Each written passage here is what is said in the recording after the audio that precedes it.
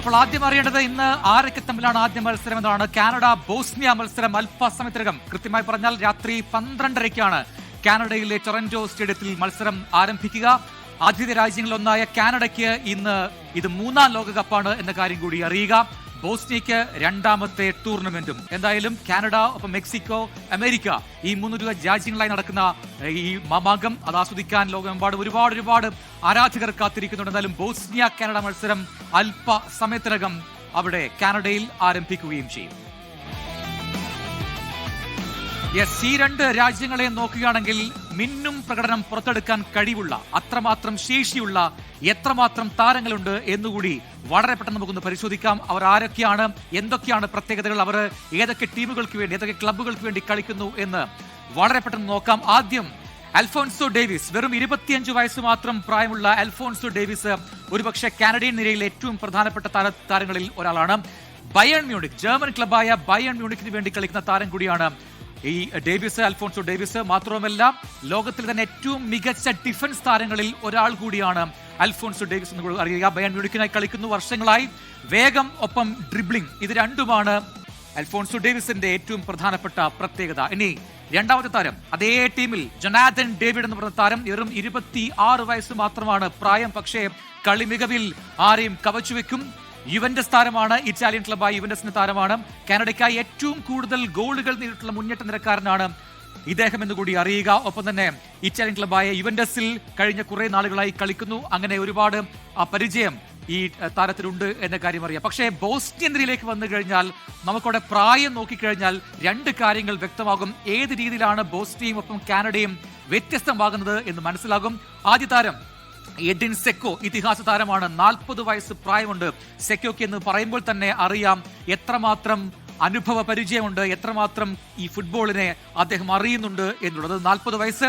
Bosnia club ഷാൽക്കെയാണ്, ടീമിന്റെ നായകനാണ്, എക്കാലത്തെയും മികച്ച ഗോൾ വെട്ടക്കാരനുമാണ്. ബോസ്നിയയ്ക്ക് വേണ്ടി നിരവധി അന്താരാഷ്ട്ര മത്സരങ്ങൾ കളിച്ചു പരിചയമുള്ള സെക്കോ തീർച്ചയായും ബോസ്നിയയ്ക്ക് വേണ്ടി ഇത്തവണ മികച്ച പ്രകടനം പുറത്തെടുക്കും എന്നാണ് ആരാധകരും നാട്ടുകാരും കരുതുന്നത്. ഒപ്പം മാഞ്ചസ്റ്റർ സിറ്റി താരം കൂടിയാണ് സെക്കോ.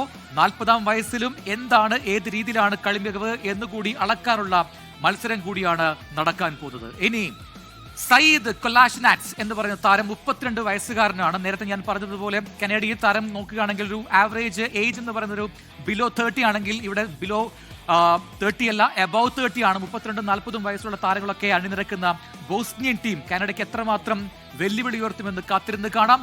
അറ്റ്ലാന്റ ടീമിന്റെ താരം കൂടിയാണ്, ക്ലബിന്റെ താരം കൂടിയാണ് സയ്യിദ്. ഒപ്പം തന്നെ എന്താണ് ഇദ്ദേഹത്തിന്റെ മികവ് എന്നുകൂടി നോക്കാം. ഡിഫൻസിലാണ് കളിക്കുന്നത്.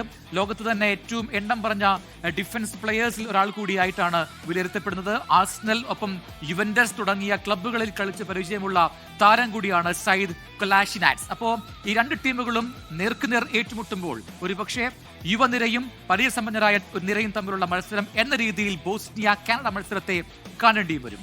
ഇനി ലോകകപ്പ് ഫുട്ബോളിൽ ആതിഥേയരായ അമേരിക്ക നാളെ രാവിലെ ആദ്യ മത്സരത്തിന് ഇറങ്ങുന്നു എന്നാണ് മറ്റൊരു പ്രധാനപ്പെട്ട വാർത്ത. യു ക്യാൻ മീ എന്നറിയപ്പെടുന്ന പോലെ USA, ഒപ്പം തന്നെ കാനഡ, മെക്സിക്കോ, ഈ 3 രാജ്യങ്ങളിലായി നടക്കുന്ന ലോകകപ്പാണ്. അതുകൊണ്ട് തന്നെ ഓരോ രാജ്യവും, ഈ 3 രാജ്യവും ആദ്യമായി കളിക്കുമ്പോൾ ആതിഥേയരായ രാജ്യം എന്ന് പറയേണ്ടി വരും. സ്വാഭാവികമായിട്ടും അവിടെ ആദ്യ മത്സരം നടക്കുന്നതിന് മുന്നോടിയായി ചെറിയ രീതിയിലുള്ള ഒഫീഷ്യൽ ചടങ്ങുകളും സെറിമണിയും ഒക്കെ നടക്കുകയും ചെയ്യും. രാവിലെ 6:30-ക്കാണ് അമേരിക്കയുടെ ആദ്യ മത്സരം. ഇന്ത്യൻ സമയം 6:30-ക്ക് പാരഗ്വേയാണ് അമേരിക്കയുടെ എതിരാളികൾ. ലോസ് ആഞ്ചലസ് സ്റ്റേഡിയത്തിലാണ് ഈ മത്സരം നടക്കുക. പാരഗ്വേയോട് അവസാനം കളിച്ച 3 മത്സരത്തിലും അമേരിക്ക ജയിച്ചിരുന്നു എന്നത് സൂചിപ്പിക്കുന്നത് അവർക്കുള്ള മേൽക്കൈയാണ്. സ്വന്തം മണ്ണിൽ നടക്കുന്ന ലോകകപ്പിൽ അത്ഭുതങ്ങൾ സൃഷ്ടിക്കാം എന്ന പ്രതീക്ഷയിലാണ് മൗറിഷിയോ പൊച്ചറ്റിനോയും സംഘവും. അപ്പോ അവിടെ കാനഡയിലും മെക്സിക്കോയിലും US-ലും ഒക്കെ ഇത്തരത്തിൽ ലോകകപ്പ് മത്സരം നടക്കുമ്പോൾ എന്താണ് നമ്മുടെ നാട്ടിലെ ആവേശം? അത് പ്രത്യേകിച്ച് പറയേണ്ടതില്ല. കേരളത്തിൽ എമ്പാടും ലോകകപ്പ് ഫീവറാണ്, വേൾഡ് കപ്പ് ഫീവറാണ്. ഓരോരുത്തരും തങ്ങളുടെ ഇഷ്ടപ്പെട്ട താരങ്ങൾക്ക് വേണ്ടി, ഇഷ്ടപ്പെട്ട ടീമിന് വേണ്ടി അണിനിരക്കുന്നുണ്ട്.